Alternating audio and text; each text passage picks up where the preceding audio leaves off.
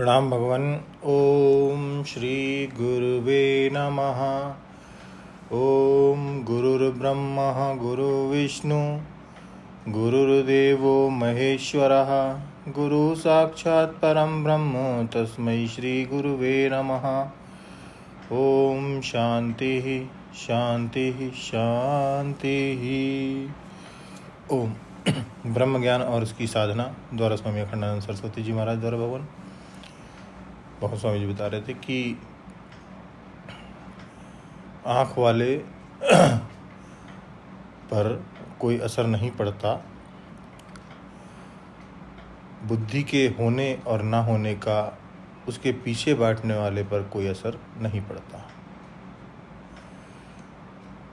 जैसे फूल है और नहीं है,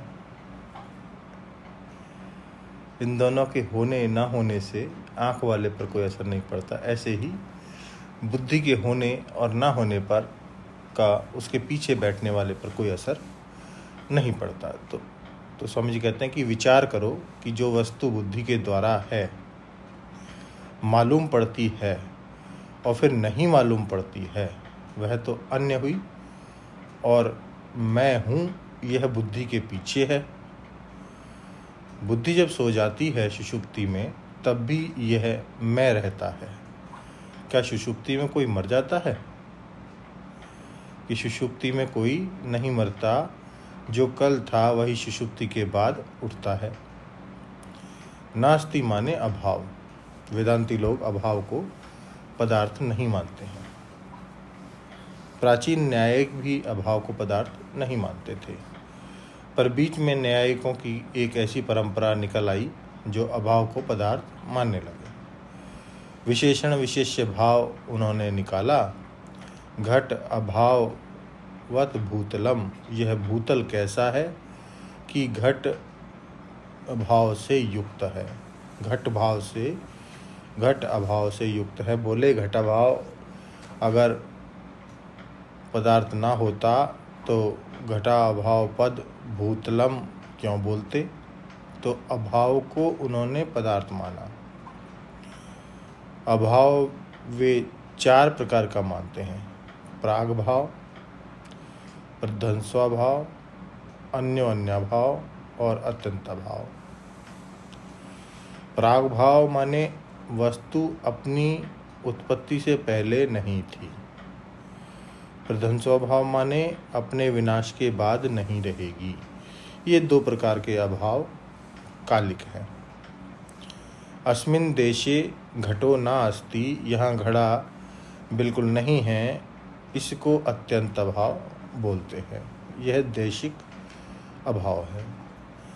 घड़ी घड़ा नहीं है और घड़ा घड़ी नहीं है, अर्थात घड़ी में घड़े का अभाव है और घड़ा में घड़ी का अभाव है। इसको अन्याभाव बोलते हैं। यह वस्तुगत अभाव है। वेदांती बोलते हैं काल परिच्छेद, देश परिच्छेद, वस्तु परिच्छेद। प्राग भाव प्रध्वंस्वभाव को एक में कर दो तो काल परिच्छेद आ गया, देश परिच्छेद में अत्यंत अभाव आ गया और वस्तु परिच्छेद में अन्योन्या अभाव आ गया। माने वेदांतियों के देश परिच्छेद, काल परिच्छेद, वस्तु परिच्छेद में न्यायिकों जैसा 4 प्रकार के अभाव का समावेश हो जाता है। वेदांती कहते हैं कि अभाव अपने अधिष्ठान से भिन्न होता ही नहीं है, इससे अद्वैत की सिद्धि होती है। जैसे सर्प का अभाव रज्जु से भिन्न नहीं है, रज्जु ही है, इस प्रकार प्रपंच का अभाव ब्रह्म से भिन्न नहीं है। ब्रह्म ही है और ब्रह्म तो वही है जिसमें प्रपंच का अभाव है। बोले जब प्रपंच का अभाव ब्रह्म में है तब प्रपंच क्या हुआ कि मिथ्या हुआ, क्योंकि जो अपने अभाव के अधिकरण में भासता है, जो अपने अभाव के अधिकरण में भासता है वह मिथ्या होता है। स्वभावो अधिकरणे भासमानत्वम मिथ्यात्वम, अपने अभाव के अधिकरण में भासना ही मिथ्यात्व है। सर्प अपने सर्प अभाव के अधिकरण रज्जु में भास रहा है, इसलिए सर्प मिथ्या है। प्रपंच प्रपंच अभाव के अधिकरण ब्रह्म में भासता है, इसलिए प्रपंच मिथ्या है। अनंत में शांत वस्तु भास रही है, इसलिए शांत वस्तु मिथ्या है। अब इस व्याख्या को और आगे बढ़ाएंगे भगवान अगले सत्संग में। ओम शांति ही शांति ही शांति। प्रणाम भगवान।